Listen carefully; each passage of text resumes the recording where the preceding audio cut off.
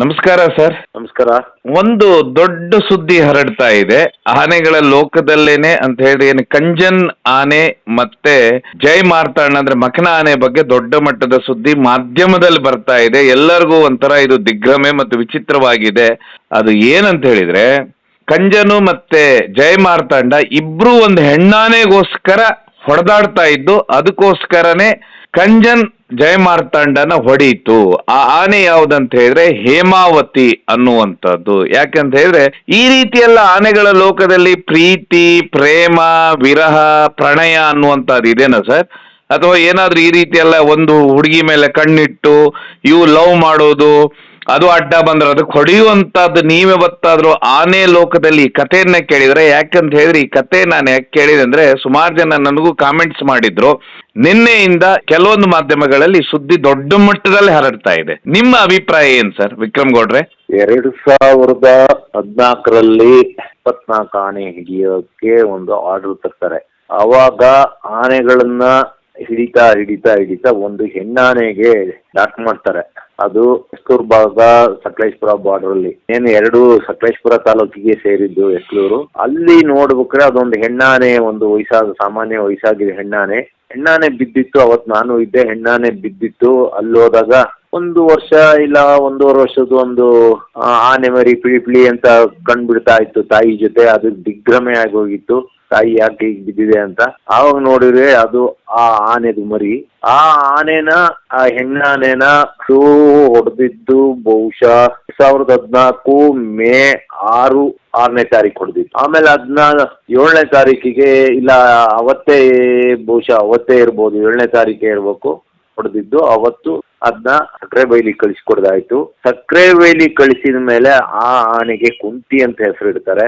ಆ ಕುಂತಿ ಮಗ ಈಗ ಅರ್ಜುನ ಅಂತಿದ್ದಾನೆ. ಅವನಿಗೆ ಈಗ ಒಂದು 14 ವರ್ಷ 15 ವರ್ಷ ಅರ್ಜುನ. ಆಮೇಲೆ ಹುಟ್ಟಿದ್ದು ಈ ಹೇಮಾವತಿ. ಆಮೇಲೆ ಧನುಷ್ ಮತ್ತು ಧ್ರುವ ಅಂತ ಹುಟ್ಟುತ್ತಾರೆ. ಈ ಹೇಮಾವತಿಗೆ ಹಬ್ಬ ಅಂದ್ರೆ ಏನು 10 ವರ್ಷ ಆಗಿರ್ಬೋದು ವಯಸ್ಸು ಅಷ್ಟೇ. ಅದನ್ನ ಕಳೆದ ವರ್ಷ ಸಕ್ರೆಬೈಲಿಂದ ತಂದು ಮೈಸೂರು ದಸರಾ ಕರ್ಕೊ ಹೋಗ್ತಾರೆ. ಆವಾಗ ತಾಯಿ ಬಿಟ್ಟು ಬಂದು ಬೇಜಾರದಲ್ಲೂ ಇತ್ತು. ಒಟ್ಟಾರೆ ಚೆನ್ನಾಗಿತ್ತು, ಎಲ್ಲ ಆನೆಗಳ ಜೊತೆ ಸೇರ್ಕೊಂಡಿತ್ತು. ಆಮೇಲೆ ಅದನ್ನ ದುಬಾರೆ ಕಳಿಸ್ತಾರೆ. ಈಗ ಆನೆಗೆ 10ರಿಂದ 11 ವರ್ಷ ಇರ್ಬೋದು ಆ ಹೆಣ್ಮರಿಗೆ, ಹೇಮಾವತಿಗೆ. ಆದ್ರೆ ಆನೆಗಳ ಪ್ರಪಂಚದಲ್ಲಿ ಆನೆಗಳದ್ದು ಒಂದು ಅವಿಭಕ್ತ ಕುಟುಂಬ.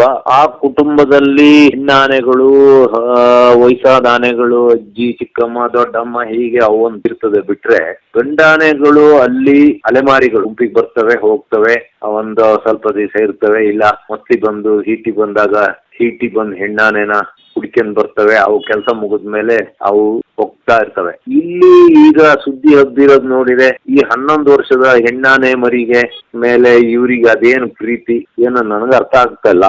ನಾನು ಇದನ್ನ ಒಪ್ಪಲ್ಲ. ಯಾಕೆಂದ್ರೆ ಆನೆಗಳ ಪ್ರಪಂಚದಲ್ಲಿ, ಹುಲಿಗಳ ಪ್ರಪಂಚದಲ್ಲಿ ಒಂದು ಹೀಟಿಗೆ ಬಂದ ಹೆಣ್ಣಾನೆ ಇಲ್ಲ ಹೀಟಿಗೆ ಬಂದ ಹುಲಿ, ಅದಕ್ಕಾಗಿ 2 ಇಲ್ಲ 3 ಇಲ್ಲ 4 ಆನೆಗಳೇನಾರ ಮದ ಬಂದ ಆನೆಗಳಿಗೆ ಭಾರಿ ಘನಘೋರ ಫೈಟಿಂಗ್ ಆಗ್ತದೆ. ಆ ಸಮಯದಲ್ಲಿ ಹೆಣ್ಣಾನೆ ಏನೂ ಗೊತ್ತಿಲ್ದರಂಗೆ ಸುಮ್ಮನೆ ನೋಡ್ತಾ ನಿಂತಿರುತ್ತೆ. ಹುಲಿಗಳು ಅಷ್ಟೇ, ಅವುಗಳು 2 ಗಂಡು ಹುಲಿಗಳು ಹೋರಾಡಬೇಕಾದ್ರೆ ಒಂದು ಹೆಣ್ಣು ಹುಲಿ ದೂರದಲ್ಲಿ ನಿಂತ್ಕೊಂಡು ಎಲ್ಲ ಗಮನಿಸ್ತಾ ಇರ್ತದೆ. ಇದು ಯಾರು ವಿನ್ ಆಗ್ತಾರೆ ಅವ್ರ ಜೊತೆ ಇವರು ಹೋಗೋದು, ಅಲ್ಲಿ ಅವ್ರದ್ದು ಹನಿಮೂನ, ರತಿ ಕ್ರೀಡೆನ ಏನ ಮಾಡೋದು. ಇದು ಒಂದು ಆನೆಗಳ ಪ್ರಪಂಚದಲ್ಲಿರೋದು. ಆದ್ರೆ ಒಂದು 11 ವರ್ಷದ ಆನೆಗೆ, ಯಾಕೆಂದ್ರೆ 2014ರಲ್ಲಿ ಕುಂತಿ ಹಿಡಿದಾಗ ಇದು ಹುಟ್ಟಿರ್ಲೇ ಇಲ್ಲ. ಆಮೇಲೆ ಒಂದು 3 ವರ್ಷದ ಮೇಲೆ ಇದು ಹುಟ್ಟಿರ್ಬೋದು. ಹಾಗಾಗಿ ಈ ಆನೆಗಾಗಿ ಹೋರಾಟ ನಡೀತು ಅನ್ನೋದು ನಾನು ಒಪ್ಪಲ್ಲ. ಆದ್ರೆ ಏನು ಸುಮ್ಮನೆ ಅವರವರ, ನನ್ಗನ್ನಿಸ್ತದೆ, ಒಂದು ವರದಿ ಕೊಟ್ಟಾಗ ಇಲ್ಲ ನಾವೇ ಒಂದು ಸಾಂಬಾರ್ ಮಾಡಿದಾಗ ಅದಕ್ಕೂ ಉಪ್ಪು, ಖಾರ, ಹುಳಿ, ಆಮೇಲೆ ಒಗ್ಗರಣೆ ಇಲ್ಲ ಗರಂ ಮಸಾಲೆ ಎಲ್ಲ ಹಾಕ್ತಿವಲ್ಲ, ಆ ರೀತಿ ನ್ಯೂಸು ಕೇಳೋರಿಗೆ ಎಲ್ಲರಿಗೂ ಖುಷಿಯಾಗ್ಲಿ ಅಂತ ಇದ್ ಮಾಡಿರ್ಬಹುದು. ಬಿಟ್ರೆ ಇದು ಹಾಗೆ ನಡೆದಿರಕ್ಕೆ ಸಾಧ್ಯ ಇಲ್ಲ ಅನಿಸ್ತದೆ. ಕಥೆಯಲ್ಲಿ ರೋಚಕತೆ ಬರಲಿ ಅಂತ, ರೋಚಕತೆ ಬರಲಿ, ಕೇಳೋರಿಗೆ ಬರ್ಲಿ ಅಂತ. ಆದ್ರೂ ಈಗ ನಾನು ಗಮನಿಸ್ತಾ ಇದ್ದೀನಿ, ಇವತ್ತೊಬ್ರು ಅರಣ್ಯ ಇಲಾಖೆಯ ಒಬ್ಬ ಅಧಿಕಾರಿ ಹೇಳಿದ್ದಾರೆ, ಏನು ಮಕ್ಕನ ಆನೆ ಈಗೇನು ಸತ್ತೋಗಿದೆ ಜೈ ಮಾರ್ತಾಂಡ, ಅದಕ್ಕೆ 53 ವರ್ಷ ಅಂತ. ಇನ್ನೊಬ್ರು ಯಾರ ಮೊನ್ನೆ ಹೇಳ್ತಾ ಇದ್ರು, ಒಬ್ರ ಎಲೆಕ್ಟ್ರಾನಿಕ್ ಮಾಧ್ಯಮದವರು, ಮಕ್ಕನ ಅಂದ್ರೆ ಶಿಖಂಡಿ ಆನೆ ಅಂತ ಇದ್ರು. ಹಿಂಗೆಲ್ಲ ಸುದ್ದಿ ಮಾಡ್ತಾ ಇದಾರೆ, ಅವರವರ ಜ್ಞಾನ ಅವರವ್ರು ಪ್ರದರ್ಶಿಸ್ತಿದ್ದಾರೆ. ಆದ್ರೆ ಇದು ಅಲ್ಲ, ಸಾಧ್ಯ ಇಲ್ಲ. ಯಾಕಂದ್ರೆ ಸರ್ ಏನ ಬೆಳಗ್ಗೆ ಸ್ನಾನ ಮಾಡಿಸ್ತಾ ಇದ್ರು, ಆ ಸಮಯದಲ್ಲಿ ಅಲ್ಲೇ ಇತ್ತಂತೆ ಹೇಮಾವತಿನ ಮಾರ್ತಂಡ ನೋಡ್ತಾ ಇದ್ದ, ಅಂದ್ರೆ ಲೈನ್ ಹೊಡಿತಾ ಇದ್ದ. ಹೀಗಾಗಿ ಏಕಾಏಕಿ ಸಿಟ್ಟು ಬಂದ್ಬಿಡ್ತು ಕಂಜನ್ಗೆ, ಇಲ್ಲ ಅಂದ್ರೆ ದಾಳಿ ಮಾಡೋದಕ್ಕೆ ಯಾವುದೇ ಕಾರಣ ಇಲ್ಲ ಅನ್ನುವಂತ ದೊಡ್ಡ ಮಟ್ಟದ ಸುದ್ದಿ ಸರ್. ಕಾರಣ ಇಲ್ಲ ಅಂತ ಹೇಳೋದು ತಪ್ಪು. ಅಲ್ಲಿ ಬಗದಷ್ಟು ಸಿಗ್ತಾ ಇದಾವೆ ವಿಚಾರಗಳು. ಆನೆಗಳಿಗೆ ಮಾತು ಬರೋದಿದ್ರೆ ಆನೆ ಆಹಾರ ಯಾರು ಕದ್ರು, ಆನೆದು ದುಡ್ಡು ಯಾರು ಕದ್ರು, ಆನೆಗೆ ಯಾರು ಕಷ್ಟ ಕೊಟ್ರು, ಯಾರು ಆನೆಗೆ 250 kg ತಿನ್ನ ಆಹಾರ 100 kgನೂ ನಮ್ಗೆ ಸಿಗ್ತಾ ಇಲ್ಲ ಅಂತ ಎಲ್ಲ ಹೇಳ್ತಿದ್ದು. ಆದ್ರೆ ಒಂದು ಹೆಣ್ಣಾನೆ ಈಟಿಗೆ ಬಂದಿದ್ರು ಮಾತ್ರ, ಅದು ನಾವು ಕನ್ನಡದಲ್ಲಿ ನಮ್ಮ ಹಳ್ಳಿಯಲ್ಲಿ ಹೇಳ್ತೀವಿ ಬೆದೆಗೆ ಅಂತ, ಬೆದೆಗೆ ಬಂದಿದ್ರು ಮಾತ್ರ ಇನ್ನೊಂದು ಗಂಡಾನೆ ಹೋರಾಟ ನಡೆಯೋದು. ಬಿಟ್ರೆ ಈ ಲೈನ್ ಹೊಡಿಯೋದು ಇವೆಲ್ಲ ಮನುಷ್ಯರು ಅವು ನೋಡಿ. ಕಳಸತಿ ಭೀಮಾ ಒಂದು ಇದೇ ವಯಸ್ಸಿನ, ನಾನು ನಿಮ್ಗೆ ಹೇಳಿದ್ದೆ, ಒಂದು ಕಪ್ಪು ಸುಂದರಿ ಹುಡುಗಿ ಇದ್ದಾಳೆ ಭೀಮನ್ ಜೊತೆ ಅಂತ. ಭೀಮಾ ಅವಳನ್ನ ಎಷ್ಟು ಚೆನ್ನಾಗಿ 3 ತಿಂಗಳು ಚೆನ್ನಾಗಿ ಸಾಕಿದ ಅಂದ್ರೆ, ಆಮೇಲೆ ಭೀಮನ್ ಜೊತೆ ಇನ್ನೊಂದು ಟೆಕ್ನಿ ಅನ್ನೋ ಒಂದು ತರ್ಲೆ ಆನೆ, ಇನ್ನೊಂದು ಬಹುಶಃ ಈಗ ಏನು KP ಕಲರ್ 1, 2 ಎಲ್ಲ ಸೇರ್ಕೊಂಡಿದ್ದು. ಆದ್ರೆ ಭೀಮಾ ಆ ಹುಡುಗಿನ ಹಲಸಿನಕಾಯಿ ತಕ್ಕೊಡೋದು ಹಂಗ ಮಾಡಿ ಸುಮಾರು 3 ತಿಂಗಳು ಅವಳನ್ನ ಸಾಕಿದ. ಆಮೇಲೆ ಅವಳು ಬಿಟ್ಟೋದ್ಲು. ಅಂದ್ರೆ ಅದು ಗುಂಪು ಜೊತೆ ಅವಳ ತಾಯಿ ಅಜ್ಜಿ ಜೊತೆ ಹೋಯ್ತು. ಅವಾಗ ಭೀಮ ಏನು ಈ ಆನೆಗಳನ್ನೇನು ಹೊಡೆಯಕ್ ಹೋಗ್ಲೇ ಇಲ್ಲಲ್ಲ, ನೀನೇನ್ ನನ್ನ ಇನ್ನೂ ಅವರು ಹುಡುಗರು. ಭೀಮ ಒಂದು 55 ಇಲ್ಲ 60 ವರ್ಷದ ಆನೆ. ಇದು ಇಲ್ಲಿ ಟೆಕ್ನಿಯನ್ ಆನೆ ಒಂದು 12-14 ವರ್ಷದ 13 ವರ್ಷದ ಆನೆ. ಅದು ಈಗಲೂ ಇಲ್ಲೇ ಇದೆ, ವಡೂರ್ ಭಾಗದಲ್ಲಿ ಇದೆ. ಆ ಟೆಕ್ನಿ ಆನೆ ಈ ಹಿಂದೆ ಅಲ್ಲಿ ಒಂದು ಡರ್ಟ್ ಪ್ಯಾಕ್ ನಡೀತಿದ್ದಾಗ ಆ ಜಿಪ್ಸಿಯ ವೆಹಿಕಲಿನ ಜಿಪ್ಸಿ ಗಾಡಿದ ಸೈಲೆನ್ಸರ್ ಆಲ್ಟರ್ ಮಾಡಿ ಆ ಸೌಂಡಿಗೆ ಅದು ಕೆರಳಿ ಅದು ಮಲಗಿದ್ದು ಎದ್ದು ಬಂದು ದಾಳಿ ಮಾಡಿತ್ತು. ಅದೇ ಟೆಕ್ನಿ. ಈಗ ಟೆಕ್ನಿ ಇಲ್ಲಿ ಇದೆ ನಮ್ಮ ಸಕಲೇಶ್ಪುರ ಭಾಗದಲ್ಲೇ 2-3 ಕಿಲೋಮೀಟರ್ ದೂರ ವಡೂರಲ್ಲಿ ಇದೆ. ಅವಾಗ ಭೀಮಾ ಅವ್ರನ್ನೆಲ್ಲ ಹೊಡೆದು ಓಡಿಸ್ಬೋದಿತ್ತೆ. ಈ ನನ್ನ ಹುಡುಗಿ ನೀನ್ ಬ್ಯಾಟಿಂಗ್ ಹೊಡಿತಿದೀಯಾ ಇಲ್ಲ ಲೈನ್ ಹೊಡಿತಿದೀಯಾ ಅಂತ. ಏನಿಲ್ಲ, ಇದೊಂದು ಉಪ್ಪು ಖಾರ ಹುಳಿ ಎಲ್ಲ ಮಾಡಿ ಒಂದು ಒಳ್ಳೆ ನ್ಯೂಸ್ ಮಾಡಿದ್ದಾರೆ, ಕೇಳಿದ್ರೆ ಖುಷಿ ಆಗ್ತದೆ. ಹಾಗಿಟ್ರೆ ಅಲ್ಲಿ ಸ್ನಾನ ಮಾಡೋತ್ತಿಗೆ ಅವರಿಬ್ರು ಇದ್ರು, ಅಲ್ಲಿ ಹೆಣ್ಣು ಮರಿಗಳು ಅಂತ ಕೂಡಲೇ ಅದೇನಾರ ಬೆದೆಗ್ ಬಂದು ಇಲ್ಲಿ ಹೀಟಿಗೆ ಬಂದು ಹೆಣ್ಣಾನೆ ಆಗಿದ್ರೆ ಇದು ಹೋಗಿ ದಾಳಿ ಮಾಡ್ತಿತ್ತು. ಈಗ ಮೊನ್ನೆ ನೋಡ್ಲಿಲ್ವಾ, ಭೀಮಗೂ ನಮ್ಮ ಕಾಡು ಭೀಮಗೂ ವೈಲ್ಡ್ ಭೀಮಗೂ ಕ್ಯಾಪ್ಟನ್ನಿಗೂ ಹೋರಾಟ ನಡೀತು ಒಂದು ಹೆಣ್ಣಿಗಾಗಿ. ಇವರಿಬ್ರು ಕುಸ್ತಿ ಆಡ್ಬೇಕಾರೆ ಅಲ್ಲಿ ಪೆನ್ಸಿಲ್ ಕಾರೆ ಅವಳನ್ನ ಓಲೈಸ್ತಾ ಇದ್ದ. ಇದು ನಡೀತದೆ. ಅದೇ ಬಿಟ್ರೆ ಇದು ಸುಮ್ಮನೆ ಒಂದು ಸುದ್ದಿ ಅಷ್ಟೇ. ಆದ್ರೆ ಒಂದ್ ಹೇಳ್ತೀನಿ, ಏನಾದರೂ ಸಾಕಿದ ಆನೆಗಳಲ್ಲಿ ಅಭಿಮನ್ಯು ಮತ್ತು ನಮ್ಮ ದಸರಾ ಭೀಮಾ ಆನೆಗಳು ಚಿಕ್ಕ ಮರಿಯಿಂದ ಮನುಷ್ಯರ ಜೊತೆನೆ ಬೆಳೆದವು. ಅವು ಮನುಷ್ಯ ಸ್ವಭಾವ ಗೊತ್ತಿರೋದ್ರಿಂದ ಅವುಗಳು ಮಾತ್ರ ಏನಾರ ಆನೆಗಳು ಮನುಷ್ಯರಿಗೆ ಹೊಂದ್ಕೋಬಹುದು. ಬಿಟ್ರೆ ಎಲ್ಲಾ ಆನೆಗಳು 25-30 ವರ್ಷ ಅವುಗಳ ವಯಸ್ಸಾದಾಗ ಹಿಡಿದಿರೋವು. ಅವು ಏನು ಮನುಷ್ಯರುಗಳಿಗೆ ಏನು ಹೊಂದ್ಕೊಂಡಿಲ್ಲ, ಮನುಷ್ಯರಿಗೆ ಹೆದರ್ಕೊಂಡು ಅವು ಮನುಷ್ಯರು ಹೇಳ್ದಂಗೆ ಕೇಳ್ಕೊಂಡು ಬಿದ್ದಿದಾವೆ. ಬಿಟ್ರೆ ಅವು ಏನು ಮನುಷ್ಯರ ಮೇಲೆ ಏನು ಅವಕ್ಕೇನು ಒಳ್ಳೆ ಅಭಿಪ್ರಾಯ ಇಲ್ಲ. ಮನುಷ್ಯರನ್ನ ಅವುಗಳಿಗೆ ಟ್ರೈನಿಂಗ್ ಕೊಡ್ಬೇಕಾದ್ರೆ ಅದನ್ನೆಲ್ಲ ಮುಳ್ಳಲ್ಲೆಲ್ಲ ಚುಚ್ಚಿ ಹೊಟ್ಟೆ ಮಾಡಿ ಹೊಡೆದು ಪಡ್ದು ಅವನ್ನ ಹೆದರಿಸಿ ಅವುಗಳನ್ನ ಹುಲ್ಲು ಹೇಳ್ದಂಗೆ ಮಾಡ್ಕೊಂಡಾರೆ. ಬಿಟ್ರೆ ಅವು ಮನಸ್ಪೂರ್ವಕವಾಗಿ ಏನು ಮನುಷ್ಯರನ್ನು ಒಪ್ಪಿಲ್ಲ. ದಸರಕ್ಕೆ ಕರ್ಕ ಹೋದ್ರು ದಸರಾದಲ್ಲಿ ಅವು ಅನುಭವಿಸ್ತಾ ಇರೋದು ಏನು ಅಂತ ಗೊತ್ತು. ಆನೆಗಳ ಪಾದಗಳು ಇರೋದು ಜೊತೆಗೆ ತಳಭಾಗ ಚರ್ಮದಿಂದ ಇರೋದ್ರಿಂದ ಅವಕ್ಕೆ ಆ ಸಿಮೆಂಟ್ ದಾರಿ ರೋಡಲ್ಲಾಗ್ಲಿ ಇಲ್ಲ ಟಾರ್ ರೋಡಲ್ಲಿ ನಡೆಯಕ್ಕೆ ಅವಕ್ಕೆ ಹಿಂಸೆನೆ. ದಸರಾ ದಿವಸನು ಅವಕ್ಕೆ ಅಲ್ಲಿ ಭಾರಿ ಹಿಂಸೆ ಆಗುತ್ತೆ. ಒಂದು ಒಳ್ಳೆ ಆಹಾರ ಸಿಗ್ತದೆ ಅನ್ನೋದ್ ಬಿಟ್ರೆ ಅವಕ್ಕಲ್ಲಿ ಇಲ್ಲಿಕ್ಕಿಂತ ಹಿಂಸೆನೆ. ಅದಿರ್ಲಿ, ಏನು ಈಗ ಸುದ್ದಿ ಆಗಿದೆ ಇದು ನಾನು ಹೇಳೋದು ನನ್ನ ವೈಯಕ್ತಿಕ ಅಭಿಪ್ರಾಯ. ಸುಮ್ಮನೆ ಒಂದು ಸುದ್ದಿ ಅಷ್ಟೇ, ಒಂದು ಮಸಾಲೆ. ಅದೇ ನಾನು ಹೇಳಿದ್ನಲ್ಲ ಹಾಗೆ ಎಲ್ಲ ಒಂದು ಮಸಾಲೆ ಎಲ್ಲ ಸೇರಿಸಿ ಮಾಡಿರೋದೊಂಥರ ಜನಗಳಿಗೂ ಕೇಳೋಕ್ಕೂ ಖುಷಿ ಆಗ್ತದೆ ಅನ್ನೋದು ಬಿಟ್ರೆ 11 ವರ್ಷದ ಹುಡುಗಿ. ಆಮೇಲೆ ಅದು ಗಂಡಾನೆಗಳಿಗೆ ಅವೇನು ಲೆಕ್ಕಕ್ಕೆ ಇರಲ್ಲ.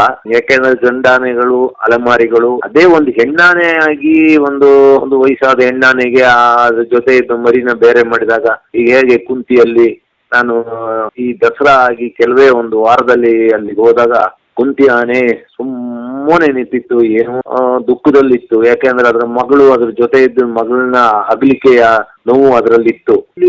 ಇದು ನಾನು ನಂಬಕ್ಕೆ ಸಾಧ್ಯ ಇಲ್ಲ. ಇದು ನಿಮ್ಮ ಪ್ರಕಾರ ಹೇಳೋದು ದುಬಾರೆಯಲ್ಲಿ ಅಂತ ಹೇಳಿದ್ರೆ ಆ ರೀತಿಯ ಕಾಡು ಇಲ್ಲ, ಆಹಾರನೂ ಇಲ್ಲ ಅಂತೀರಾ ಸರ್? ಯಾಕಂದ್ರೆ ಅತಿ ಹೆಚ್ಚು ಆನೆಗಳು ದುಬಾರೆ ಕ್ಯಾಂಪ್ನಲ್ಲಿ ಆದವು ಅನ್ನುವಂಥದ್ದು ಒಂದು ಸುದ್ದಿ.